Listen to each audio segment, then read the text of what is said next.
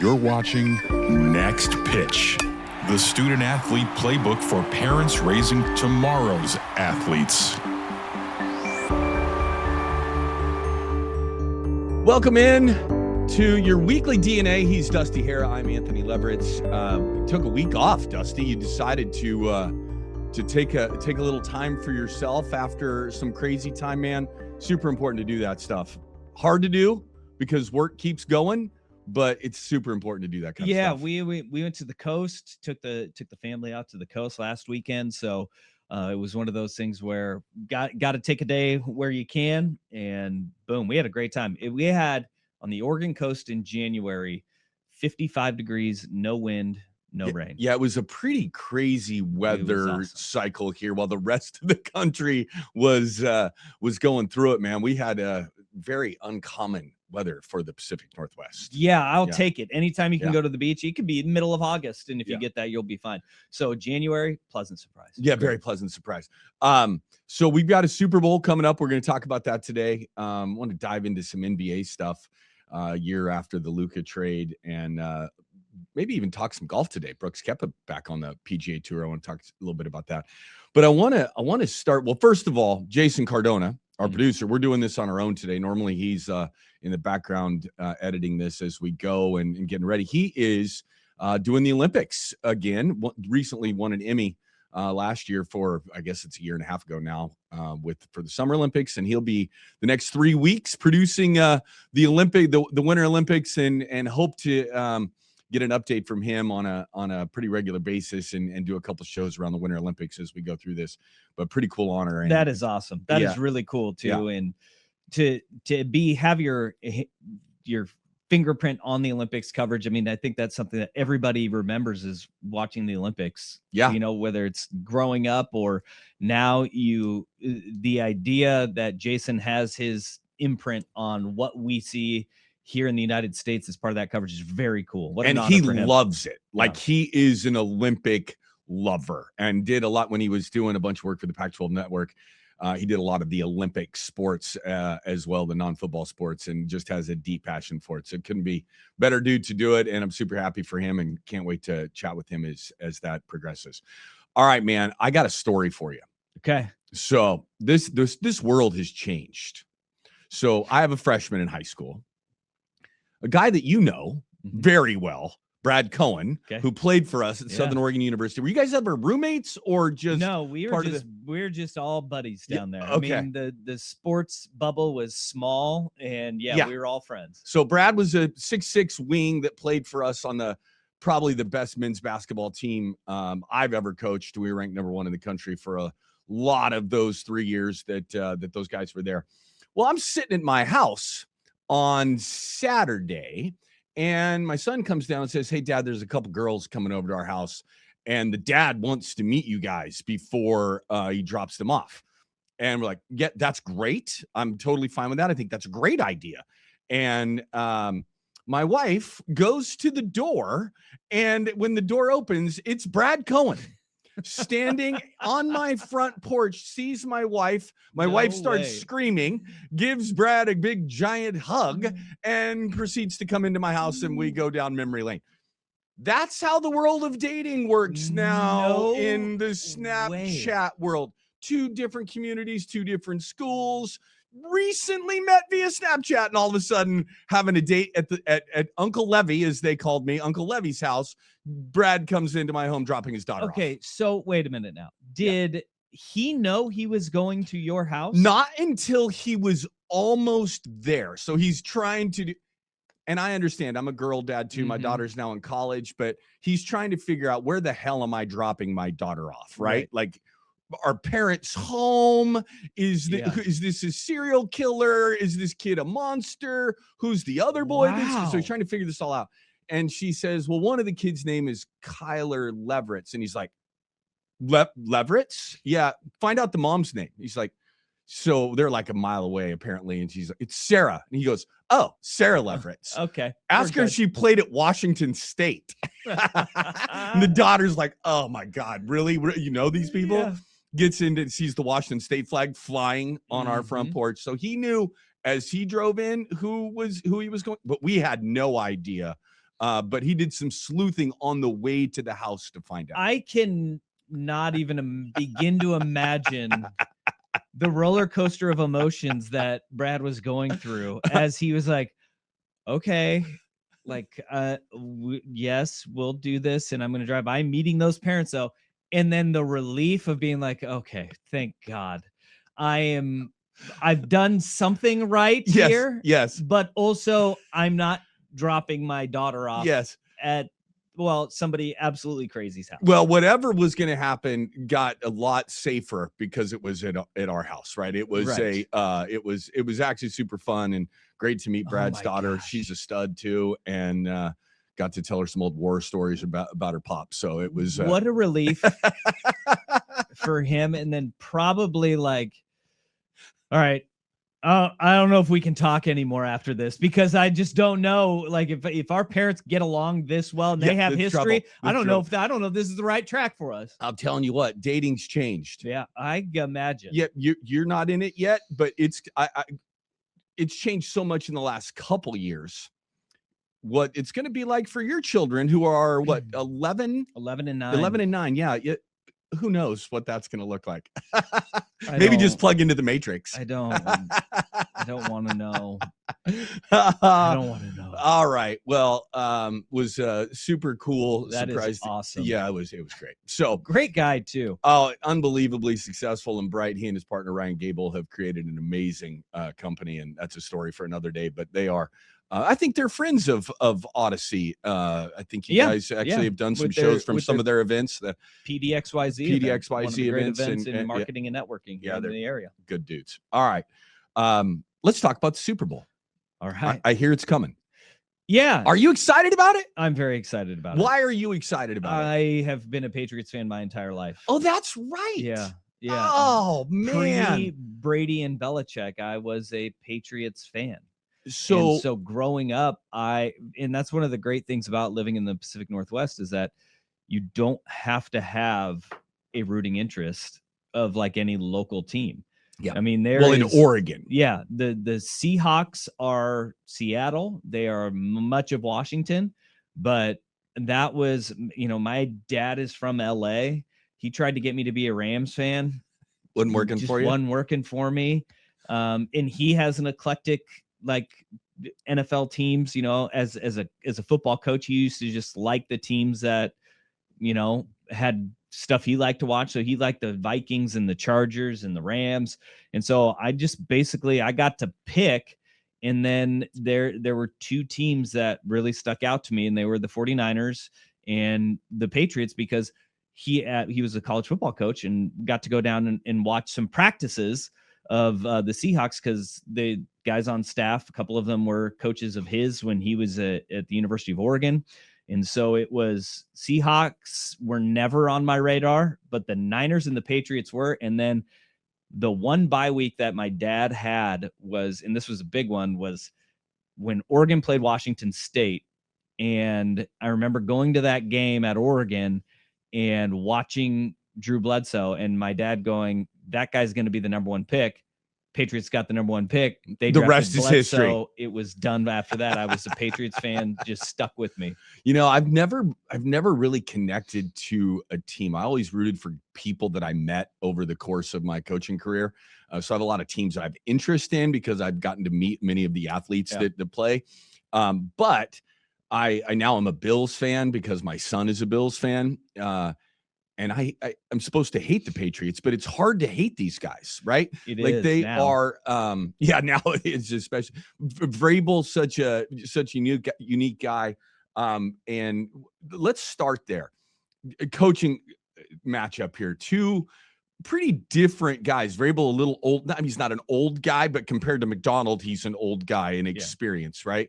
But both of them seem to be deeply loved by their players and have an ability to connect.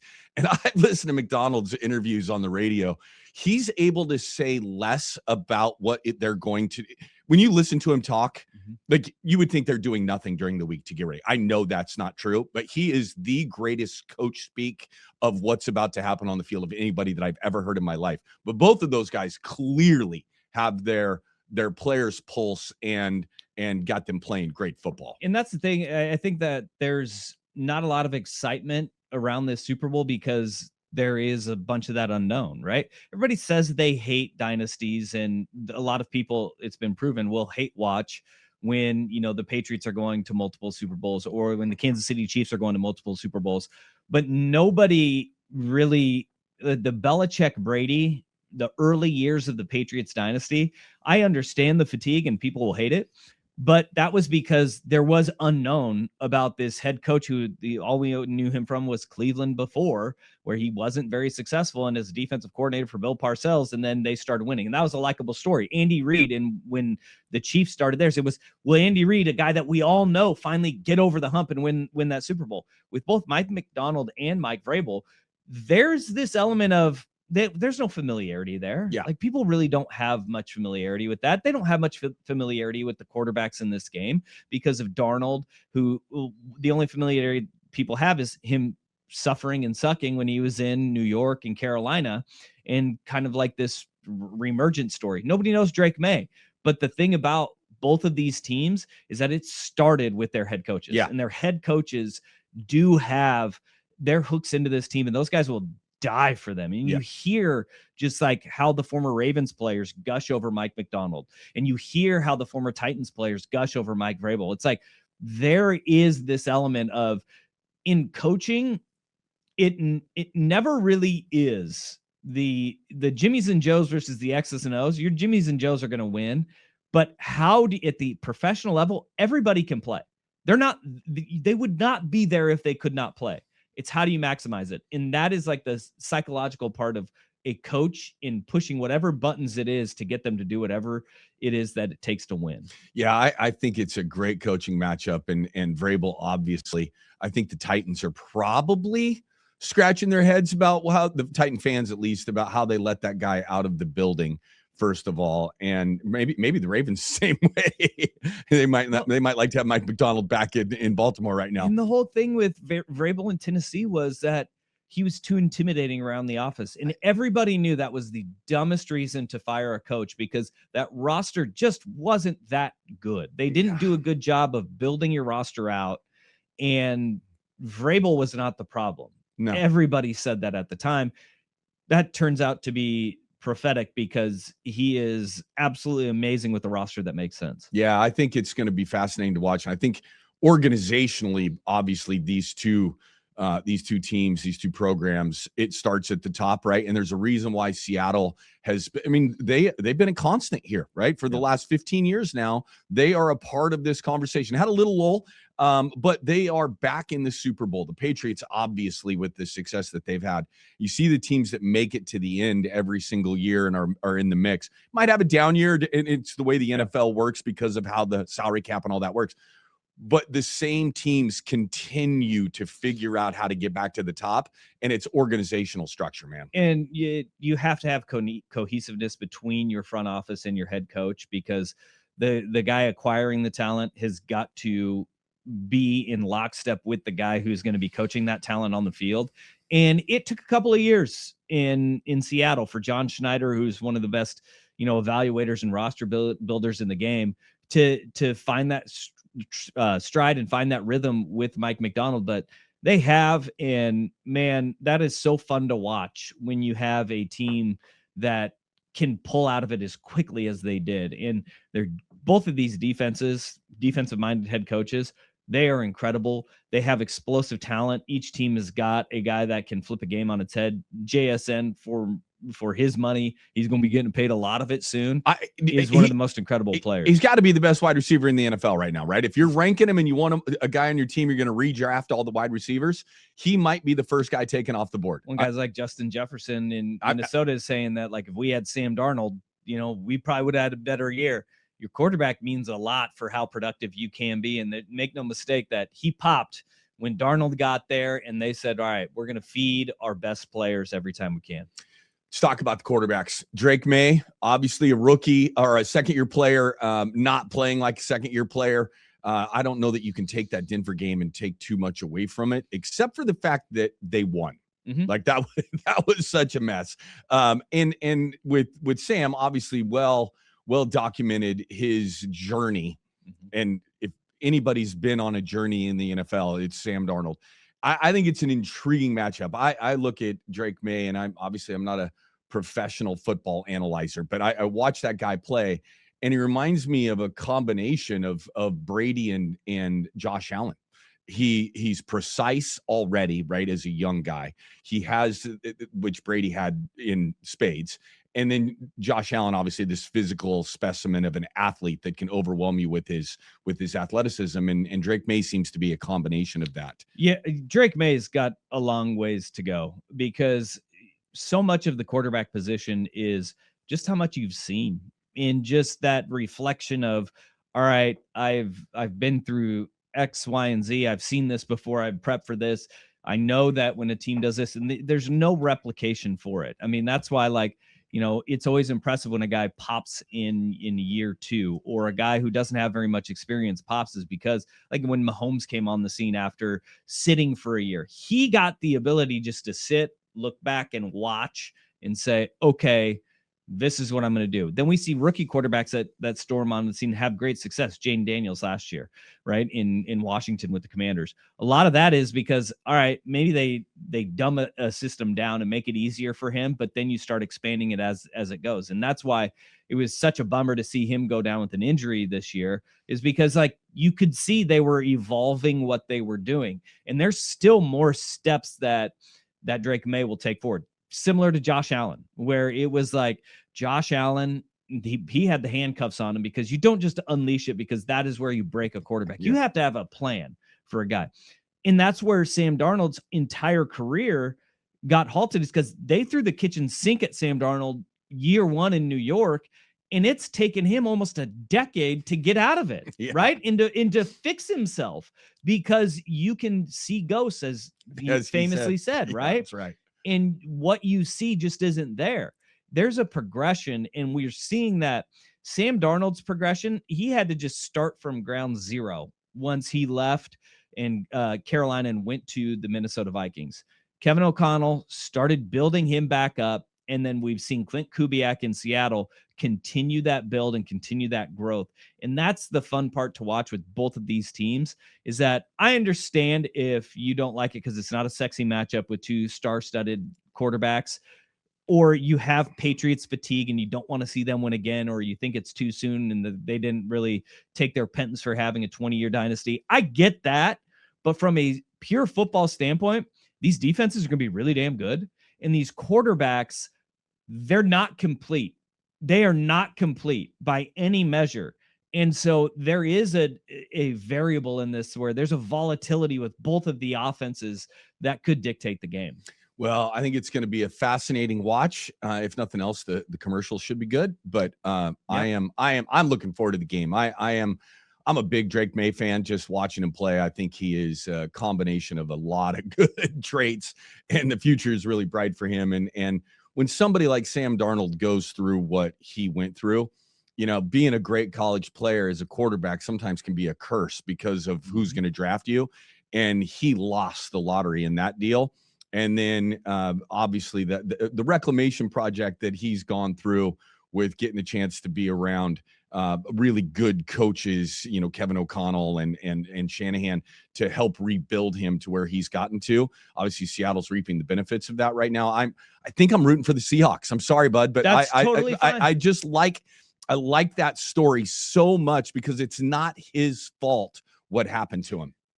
I think if you are a fan of any team outside of these two, really, I think why people are upset is because this shows how quickly it can turn around for you. Yeah.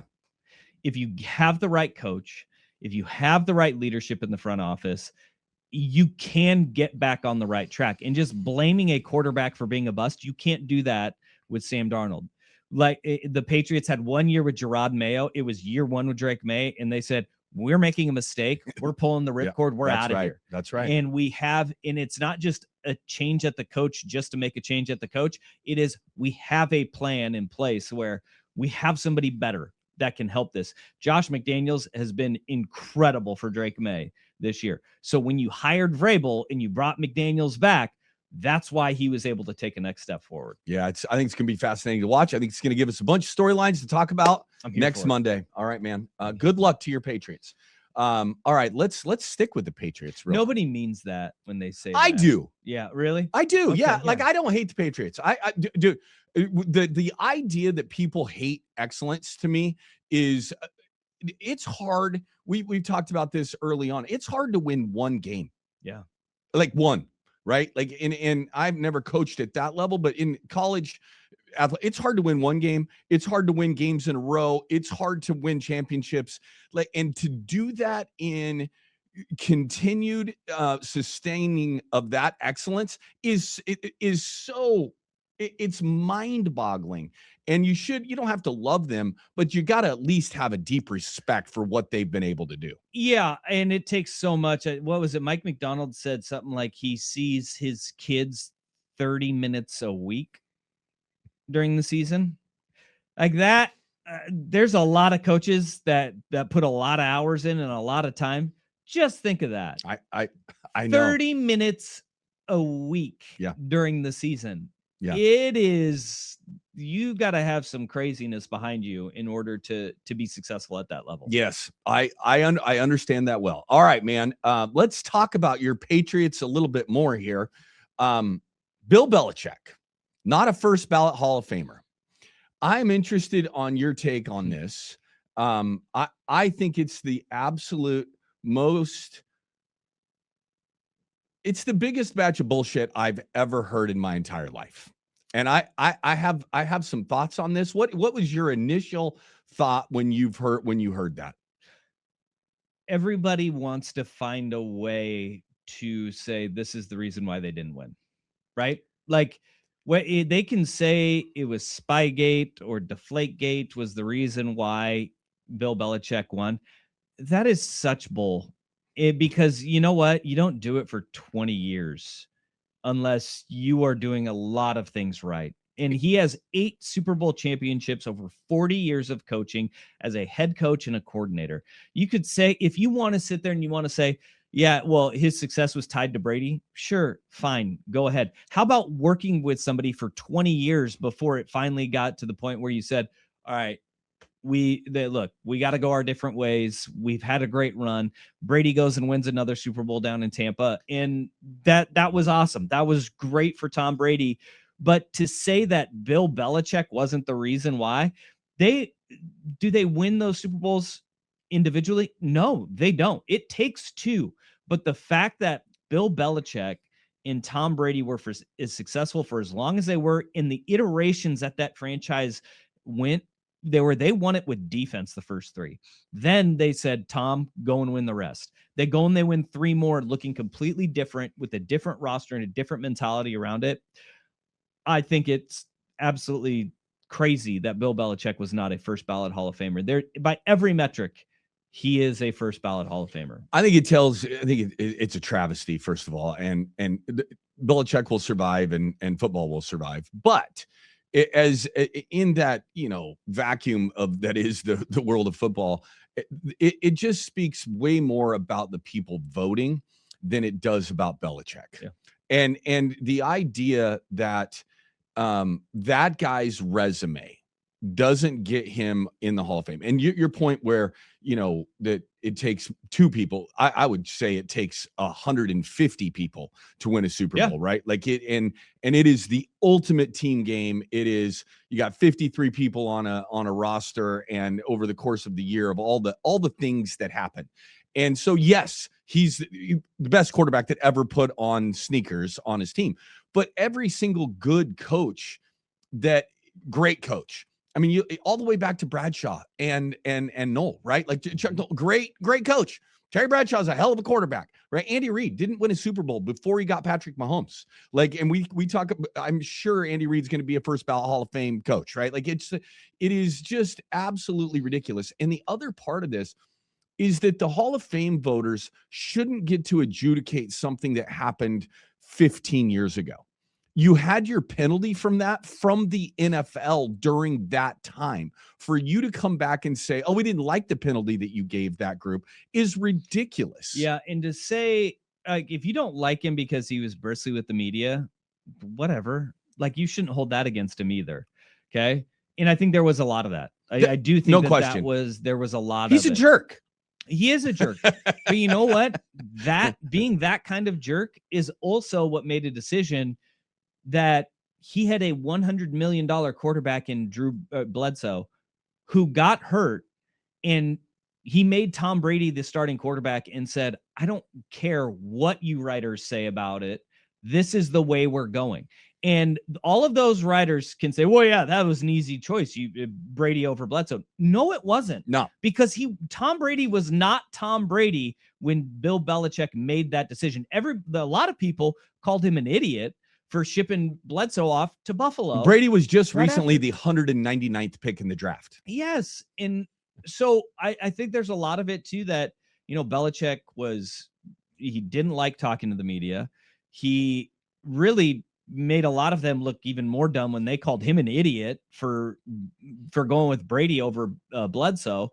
Like, he kind of shoved it in their face without dancing on their grave. But it was just the fact he never acknowledged that he was trusting his gut and trusting everything that he saw behind the scenes to go with Brady as well. I mean, you could say Brady's the guy who carried that. If that's going to be the angle that people want to take, go ahead, take that angle. But Bill Belichick made that decision totally to go with the guy who was a young buck who I think he threw for like 120 yards in the first Super Bowl win. Yeah. Like, it wasn't like it was a no-brainer slam dunk. It's asinine. And the voters that didn't vote for him should be embarrassed. And there should be they need to change the way that they vote. Like, a guy like Belichick shows up on the ballot, but he's just in. Yep. Right. Like, he's in. But like, the idea that happened, those guys should be embarrassed. And it is absolutely ridiculous. And the system should not allow for people to have their personal feelings decide whether or not someone's career is worthy of being in the Hall of Fame. So Brady's first Super Bowl in 2002, he went 16 of 27 for 145 yards and 1 touchdown. Yeah, they won. They won that Super Bowl. Yeah. And it was the greatest show on turf that they beat. Yeah. Like, it was Tom Brady was not like this. Yeah. Of course, that's what he's going to, of course, make that pick and roll with it. No.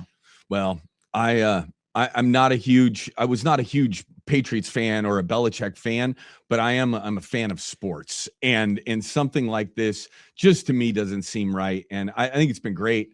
The coaches who are in the Hall of Fame, guys like Jimmy Johnson, you can tell how good they think he is and how great he was by their response. Yeah. That tells you everything that you need to know about whether or not he belongs in there or not. And I hate that if the thinking, and I've seen this a few times, is people will say, well, I mean, he's going to get in eventually.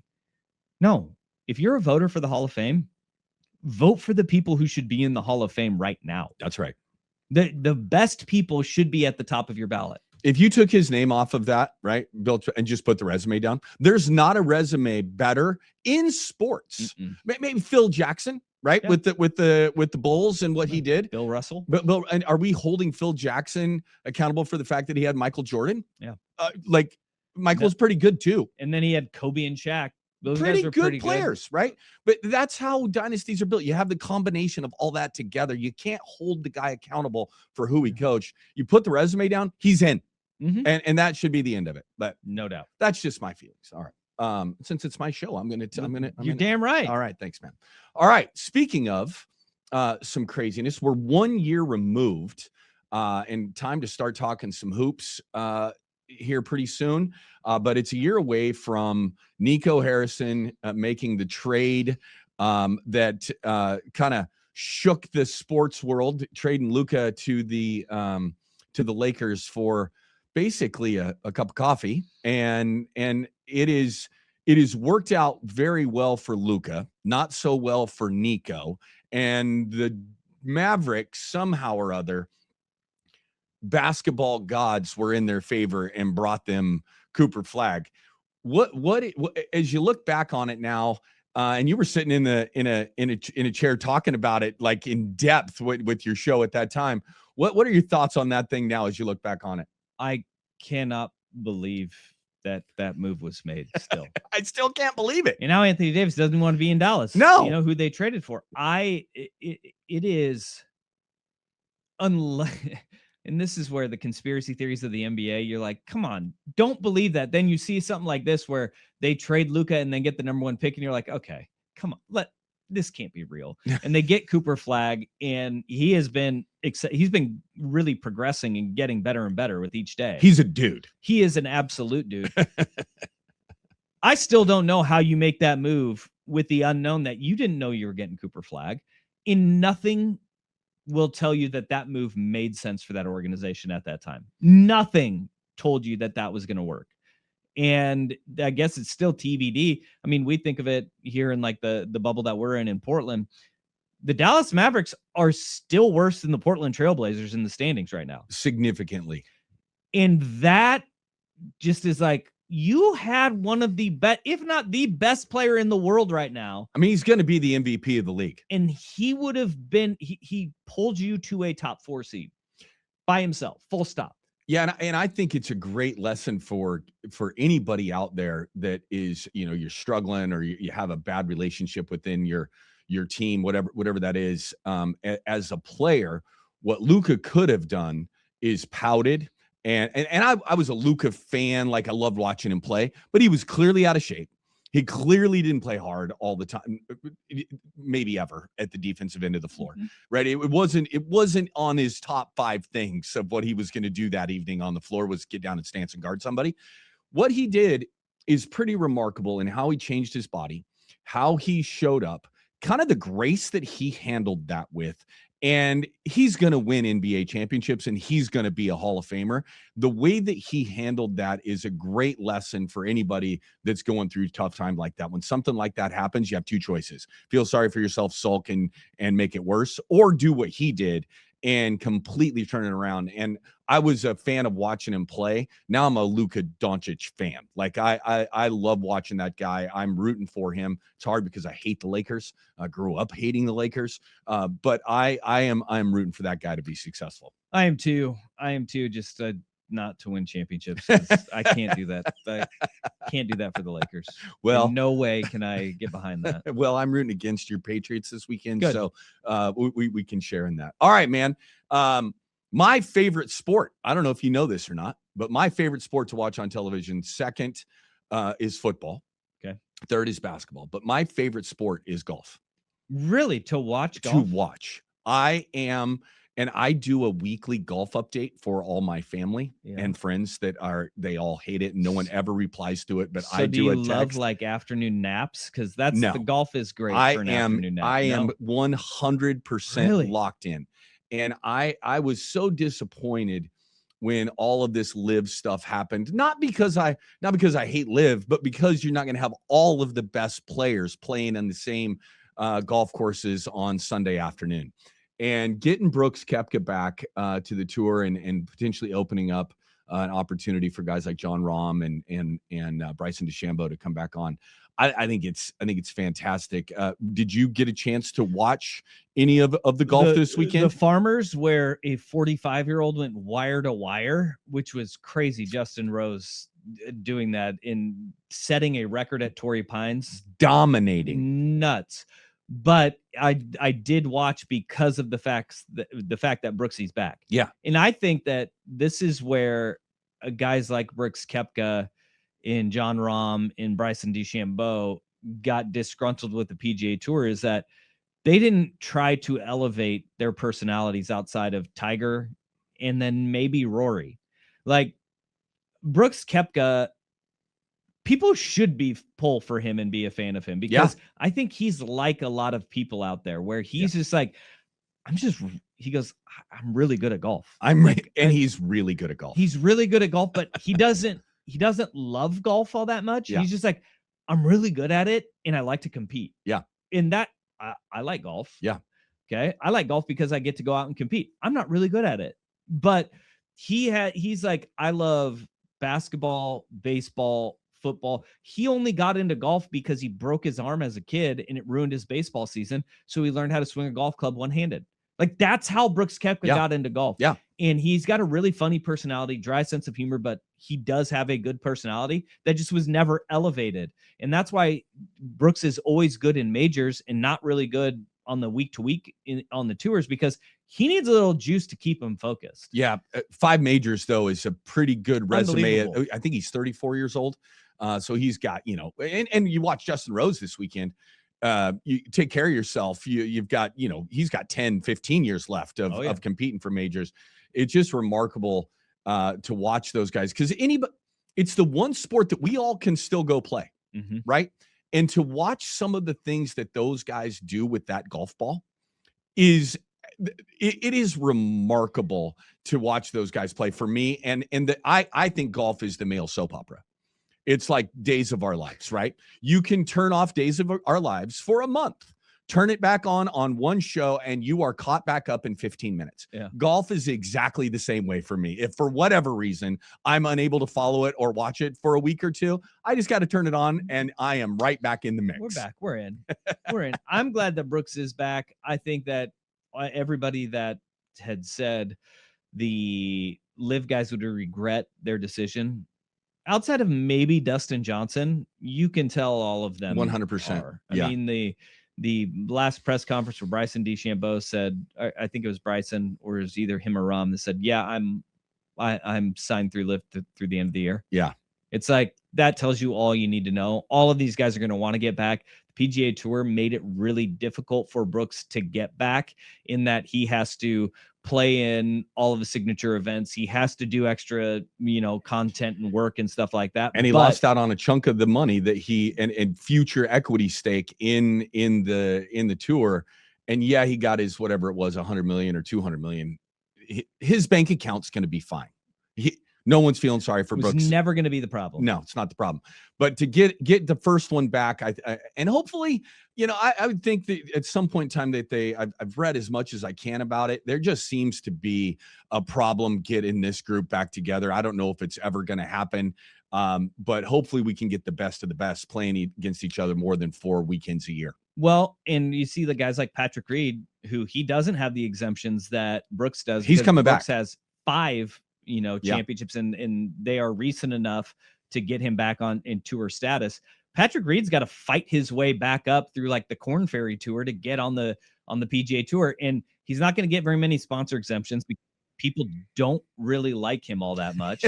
So this will be an interesting one for a lot of these guys, and to see what their path looks like to get back. Well, I am so glad that golf is back on Sunday afternoons. It is my. I'm happy for you, man. It is. Thank you very much. It is my favorite. Pastime, and it's a great way for me to bother my family with a weekly text message of what's happening in the world of golf. Happy to add you to that the weekly golf update by Coach Leverett if you're interested. Yeah, I'm good. I think I'll just see every Monday. We can get it then. If you can hold on to it for like 12 extra hours, and then I think I'll add you. I'll add you. All right, man. It's a big week of sports, big weekend coming up. Last thing of the day, one random question you got for me today? Okay. I just got back this past weekend. I went to Reno, Nevada for a football coaches clinic. And I like to go, I was on staff at Banks High School for several years. And I went down with the staff of Banks, and we were going through the coaching clinic cycle. And I heard there's a great coach from Alcoa High School in East Tennessee. He has won 11 consecutive state titles, 11 straight. Guy That's named good. Brian Nix, the guy was cracking me up because he's got thick Southern accent. And he said something to me that I want to get your thoughts on, because guys won 11 titles. This goes back to the Belichick thing, right? Yeah. He's won 11 titles in a row. That's a lot. And he said, this play right here, like I didn't draw that up. Mom and dad got us that play. Yeah. Right. Like mom and dad, it's genetics, not anything that you wrote up. Yeah. How much did how often were you just like, the best player won us that game? Yeah. Or the best player lost us that game because they were on the other team. So I've talked about this so many times. I was super lucky, coached 18 years college basketball, 1 year over in Japan, and then 18 years collegiately. Was fortunate to be a part of, either as an assistant coach or a head coach, of 11 conference championships in 18 years. The difference between the 11 conference championships and the 7 that we didn't win was that on 90% of the nights on those 11 conference championships, we had the better players. The 7 that we didn't have the better players. And at the collegiate level, and I know this is, you're talking about high school, but I think it's, very similar. He's built a program and kids want to come there, and no doubt. But at the collegiate level, you win in the recruiting world. In the pros, you win in how is our scouting department? How do we build our roster? How do we spend our money in free agency? And now in the collegiate world, it's the same way. But it is all about players. I mean, you look at Coach K, right? Like in basketball, dude, in this world, in today's world, Coach K would have been fired in year 4 at Duke. He wouldn't have made it to year 4. And then he got a guy named Danny Ferry, right? And then Johnny Dawkins show up. And all of a sudden, Coach K's a wizard. Yeah. Like, he's one of the best basketball minds that ever lived because of then the players that came there. He would not have made it to year 4 in this era of you got to win now. When he didn't have guys named Grant Hill and Bobby Hurley and Christian Leitner and that crew, right? It is all about players. And it doesn't have to be the best player in the world, but if they are good enough, and you can, as a coach, you have to accentuate what your players do well. I think that's the thing that Curt Cignetti does better than anybody else. I was thinking about Cignetti. Cignetti says, I got guys that they're really good at this, but the players around them, I can make them elite at what they do well, and the other guy can mask his deficiencies. And that's where coaching comes in. Yeah, but totally. It does come down to, are the players the ones that are going to be executing what you want to do? Yeah, don't get me wrong. Coaching matters, right? It 100% matters. But you can't make chicken soup out of chicken, feathers. You got to have some meat on that bone. Yeah. And then when you get into those games where you have equal talent with teams, right? Like, then that's where that coaching matters. But you can't do it if you don't have really good folks, right? Like, back to the beginning of our conversation today, Brad Cohen's team, right? Yeah. We're at Southern Oregon University. We had 3 D1 dudes on that team. Brad, one of them. He wasn't a D1 basketball player, but he's a D1 soccer player, and then 2 guys that were Division I 6'8" post player and a 6'7" post player, the 2 best players at their position in the country. We were ranked number 1 in the country. We went 8-22, get those guys, and we're ranked number 1 in the country for more weeks than any other program in the country. It is not all about players, but you can't do it without them. Yeah, no doubt about it. No doubt about it. And Brad, 3-and-D. He was ahead of his time. He was ahead of his time. He probably would have been a D1 guy if he played like a decade later. And if he'd have been a basketball guy, right? And he's another guy, man. I'll never forget that year we had lost in the Elite 8, man. This is not what we were talking about, but he's a perseverance too. He started the season 1 for 19 from 3. And all he had to do was make a corner 3. That's all. That was his job. He made a corner 3 and then took away their best player. And he started the year 1 for 19. He was a tireless worker, and we spent so much time in the gym together. He ended up leading the country in 3-point field goal percentage that year before the year was over, right? Like, it is a remarkable story. But glad he brought his daughter to my house. All right, Dusty. Great to have you back, man. Looking forward to the Super Bowl and talking about it again next week. And until then, man, have a great week. All right, let's do it.